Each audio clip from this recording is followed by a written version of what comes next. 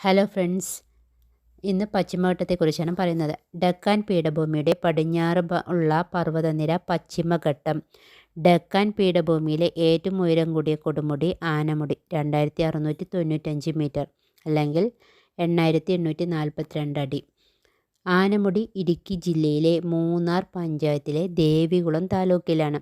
ആനമുടി സ്ഥിതി ചെയ്യുന്നത് ഏത് ദേശീയോദ്യാനത്തിലാണെന്ന് ചോദിച്ചാൽ ഇരവികുളം.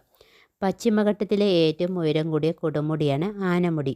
ഉപദ്വീപീയ പീഠഭൂമിയിലെ അല്ലെങ്കിൽ ഉപദ്വീപീയ ഇന്ത്യയിലെ അല്ലെങ്കിൽ ഹിമാലയത്തിലല്ലാത്ത ഇന്ത്യയിലെ ഏറ്റവും ഉയരം കൂടിയ കൊടുമുടിയാണ് ആനമുടി. ആനമല, ഏലമല, പളനിമല എന്നിവ സംഗമിക്കുന്നിടത്ത് സ്ഥിതി ചെയ്യുന്ന കൊടുമുടി ആനമുടി. ആനമുടിയുടെ വടക്കുഭാഗം ആനമല, തെക്കുഭാഗം ഏലമല, കിഴക്കുഭാഗം പളനിമല.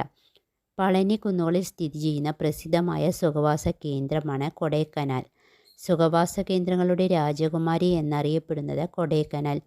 പശ്ചിമഘട്ടത്തിലെ രണ്ടാമത്തെ ഉയരം കൂടിയ കൊടുമുടിയാണ് തൊഡപേട്ട 2637 മീറ്റർ.